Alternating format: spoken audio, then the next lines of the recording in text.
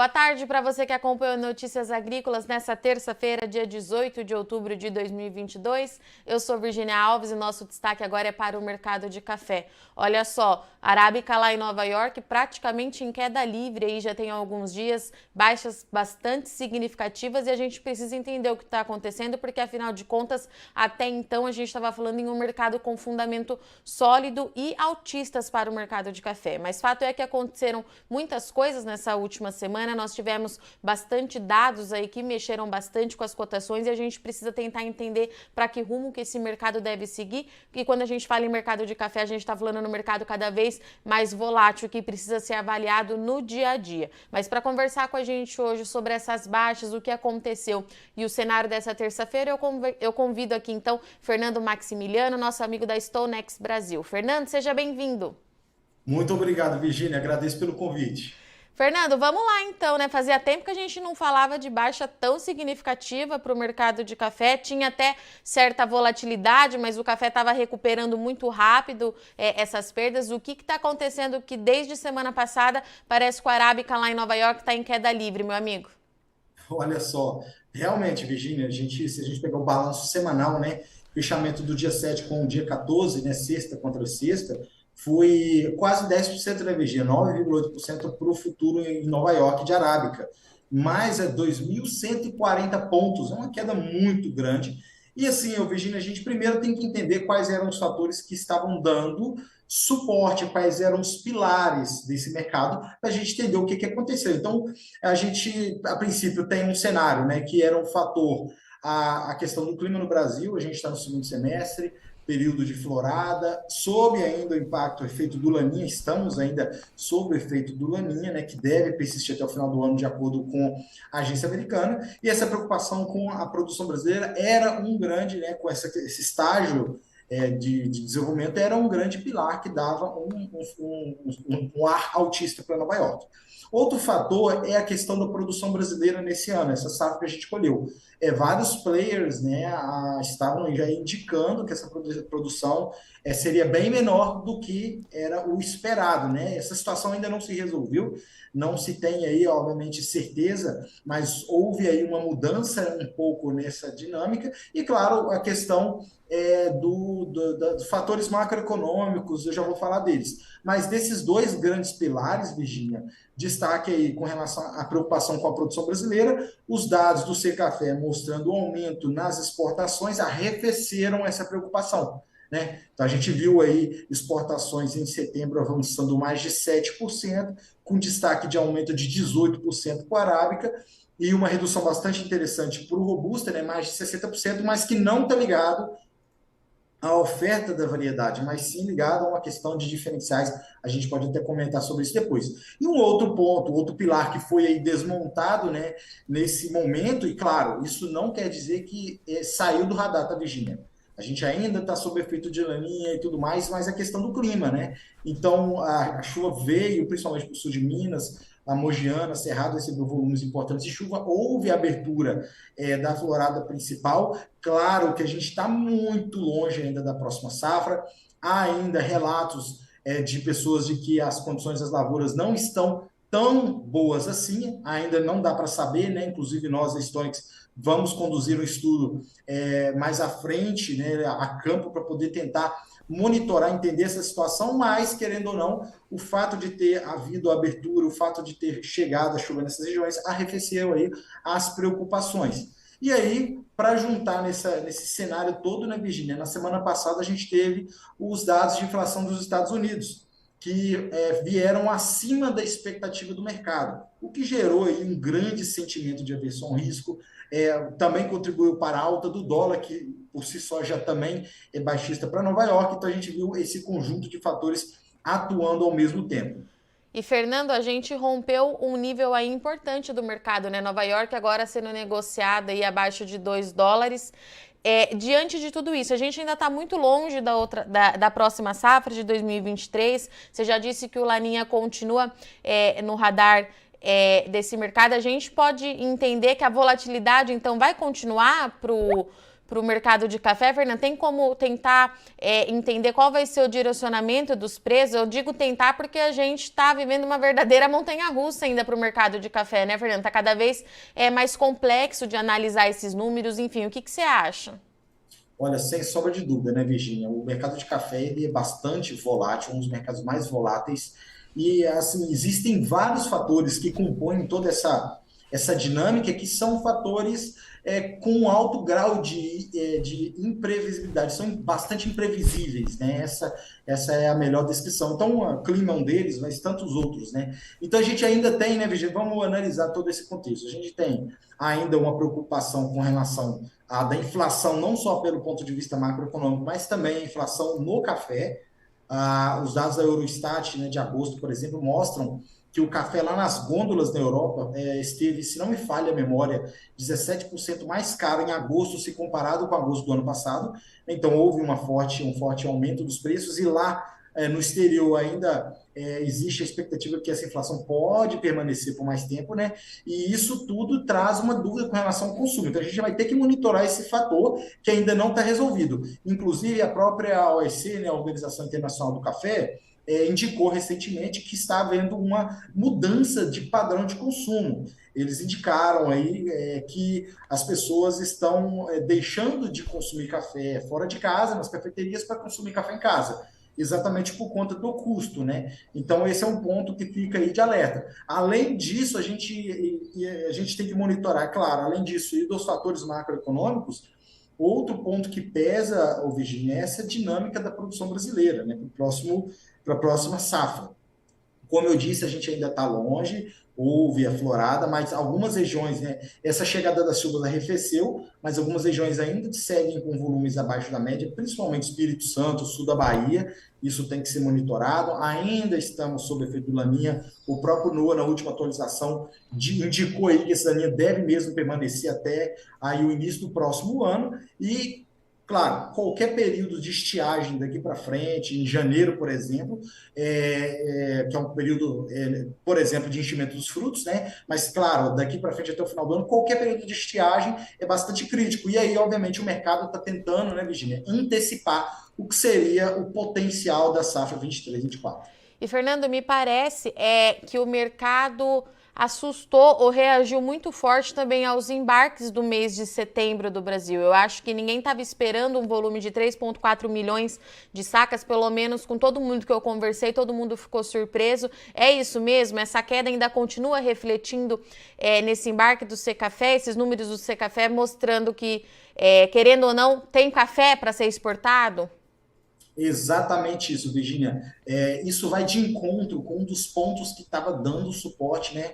Que ainda não foi resolvido. Claro, a gente teve exportação só de setembro, a gente tem um ano safra inteiro para verificar realmente qual foi o tamanho dessa safra. Como você sabe, um dos pontos mais difíceis, né, mais complexos do mercado de café é essa grande diferença entre as estimativas de safra. Tem estimativa que vai de 50 a mais de 64 milhões de sacas, então a diferença é muito grande. Isso traz, obviamente, incerteza, volatilidade, mas um dos fatores era essa preocupação de que a safra nesse ano teria sido muito menor do que o mercado esperava. E aí vem uma exportação bastante forte em setembro. Então, esses pontos se contrapõem e que contrabalanceou aí essa balança da percepção do mercado, tá, Virginia? E, Fernanda, me fala uma coisa, a Green Coffee Association divulgou ontem relatório de estoque e teve queda por lá, mas ainda assim, eu quero que você fale um pouquinho desses números pra gente também, mas ainda assim não foi suficiente para manter, para limitar essas baixas, café fechando em baixa novamente. Que leitura que a gente faz desses estoques? Olha, primeiro, houve uma queda de pouco mais de 70 mil sacas, é isso mesmo, no volume dos estoques nos portos americanos. Essa queda, eu diria que o fato dele cair não trouxe tanto um ar mais altista, mas ele não adicionou ao sentimento baixista do momento, né? Então, claro, se a gente visse aí uma condição de estoque mais lateral, o aumento de estoque, a gente veria uma adição nesse tom mais baixista que dominou aí a última semana. Então, não adicionou, mas se a gente olhar, Virginia, desde o início do ano, por exemplo, os estoques dos portos americanos avançaram mais de 9%. Querendo ou não, isso aí ainda, né, pesa. Obviamente está um pouco abaixo da média, mas o fato de ter avançado traz aí, contribui para arrefecer, eu diria, as preocupações, né? Quando a gente tem um cenário de restrição de oferta, isso gera uma preocupação dos participantes, mas isso arrefece, nessa condição, arrefece as preocupações. Mas aí tem um ponto importante que a gente precisa mencionar, Virginia. Obviamente, o estoque nos portos americanos ele pode estar ligado, claro, ao consumo doméstico nos Estados Unidos, sem sombra de dúvida, né? A gente pode interpretar dessa forma, mas a gente tem que analisar isso em conjunto com os dados de importação, que é óbvio, se o país está importando mais, é natural, né, dependendo do volume maior que ele está importando, dos estoques se construírem, né? Ou se ele estiver importando menos, é natural que os estoques recuem. Então a gente tem que analisar esse conjunto. Olhando para as importações, até agosto, os Estados Unidos houve uma queda bem intensa em agosto, de 17%, mas o acumulado do ano foi um aumento de, se não me falha a memória, 4 ponto alguma coisa, um pouco mais de 4% nas importações. Então, houve um aumento até agosto, né? Apesar da queda no mês de agosto, o acumulado houve um aumento, e setembro a gente fica ainda, né, na dúvida, porque os dados só serão divulgados no dia 3 de novembro. Então, a gente vai ter que esperar mesmo a divulgação desses dados por parte do USDA, para poder realmente entender o que aconteceu no mês de setembro com esses estoques da Green Coffee Association. Fernanda, eu imagino, se naquela volatilidade intensa que a gente estava vendo de sobe e desce, o mercado já estava travado, eu imagino que nessa última semana o produtor vendo aí essas quedas deve ter participado menos, é isso mesmo? A gente continua com aquele cenário que você trouxe para a gente da última vez? Produtor participando à medida que precisa fazer negócio, à medida que precisa fazer caixa? Existe sempre uma cautela, né? Então, isso está acontecendo, sem sombra de dúvida. E aí, a questão é que houve uma queda que assustou também o produtor, né, Virginia? Se a gente olhar os preços no mercado doméstico, isso assustou o produtor, de certa forma. Isso também, né, é importante a gente até aproveitar para mencionar, essa questão do mercado doméstico. Enquanto a gente viu o mercado de arábica recuando forte, robusta também recuou bastante. Em paralelo, isso também assustou todo mundo que está aí na cadeia, tanto do arábica como do robusta. Falando em robusta, Fernando, vamos falar um pouquinho essa questão dos diferenciais que você mencionou para a gente no início, que eu quero entender. A gente estava com uma dinâmica um pouco diferente para o mercado do café robusta, do Conilon. O que mudou diante dessa reviravolta aí do arábica?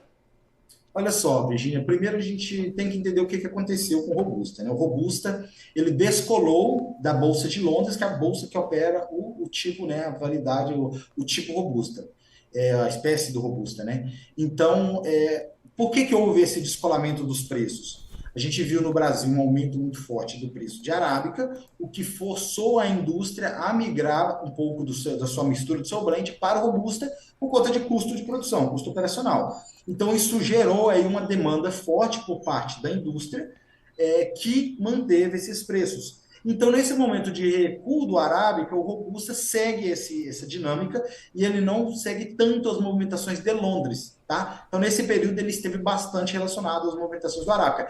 E com relação aos diferenciais, Virginia, a gente já tinha antecipado, inclusive aqui no NA, né, desde o ano passado, que os diferenciais lá estavam começando a avançar e que a gente veria redução, né, nas exportações do Robusta. A gente, de fato, viu isso, inclusive no último mês eu comentei, foi uma queda de mais de 60% nas exportações do tipo Robusta. E aí, nesse ano, no primeiro semestre, a gente teve até um momento de pico ali que os diferenciais estiveram acima de $800 por tonelada, ou seja, aqui no Brasil, o indicador CPEA, né, então o que está aí com relação ao mercado, o preço na praça, estava pagando $800 a mais do que se comparado com Londres. Então, obviamente, não faz sentido nenhum exportar nessa condição. Esses diferenciais recuaram com essas quedas mais recentes, eles ficaram em um patamar próximo de $200 a tonelada, mas ainda num campo positivo. E nas últimas semanas, principalmente na última semana, ele recuou bastante para chegar aí próximo de $10 a tonelada. Isso é CPEA por robusta contra Londres, tá? Então ele recuou bastante por conta desse recuo aí dos preços do Arábica. Se em um cenário, né, em que esses diferenciais caiam mais ainda, aí passa novamente a ser atrativo a exportação do Robusto. A gente vai ter que ver aí como que vai acontecer as movimentações do Arábica, se isso vai acontecer ou não. A gente tem fatores que ainda limitam essas quedas do tipo do Arábica. Meu caro, tem mais algum ponto que seja importante a gente falar para o produtor nesse momento? Mais alguma informação que você acha importante a gente destacar? Porque o produtor está ligado na nossa tela aqui para entender, né? Aquela pergunta que eles me fazem todo dia: vai recuperar? Eu acredito que não dê para saber, não dê para bater o martelo, né, Fernanda? A gente vai Não ter dá. que viver dia após dia, como a gente está fazendo aí nesses últimos 2 anos e meio, pelo menos. Exatamente. Não dá para bater o martelo porque tem ainda várias variáveis que são bastante imprevisíveis, né? O clima é uma delas. Mas assim, acho que vale a pena mencionar que alguns fatores limitam, né, tendem a limitar essas perdas, que são os estoques certificados, tá, Virginia? Estão ainda patamares, a menor patamar em mais de 20 anos, caindo, e o mercado em algum momento vai voltar suas atenções para os estoques certificados, então a gente aí tem alguns parâmetros que tendem a limitar.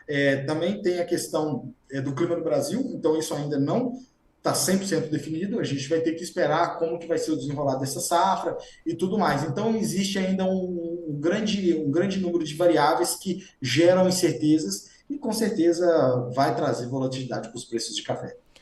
Fernando, obrigada, viu, pela sua disponibilidade mais uma vez, em arrumar uma brechinha na sua agenda. Eu já deixo portas abertas para você voltar, porque pelo que você está me dizendo, a gente vai continuar vivendo aí dias de bastante emoção para o mercado do café. Você é sempre muito bem-vindo aqui no NA. Obrigada, viu? E eu que agradeço pelo convite. Portanto, senhoras e senhores, essa foi a nossa entrevista para o mercado de café em queda livre. Já tem uma semana aí que está caindo bastante lá na Bolsa em Nova York. Assustou os produtores de fato, porque a gente vinha falando aí desses fundamentos sólidos, mantendo o preço do café pelo menos ali na casa dos $2, e agora a gente está vendo a negociação abaixo disso. Hoje o mercado fechou ali aproximado a 1,95, rompeu um nível técnico importante, e o Fernando explicou aqui para a gente que um combo de fatores aí acabou influenciando nessa baixa. Primeiro de tudo, as chuvas aqui no Brasil. O mercado esperava muito para ver como é que seria essa retomada das chuvas. Choveu, continua chovendo ainda em algumas áreas produtoras. A florada abriu, a gente está na expectativa agora para saber como é que vai ser o pegamento dessa flor, né? Precisa esperar mais um pouquinho. O clima continua no radar, porque é claro que qualquer pausa na chuva, qualquer veranico daqui para frente é problema para a produção de 2023, mas as previsões continuam indicando aí permanência da chuva nas principais áreas de produção do Brasil, então isso pressiona as cotações em Nova York.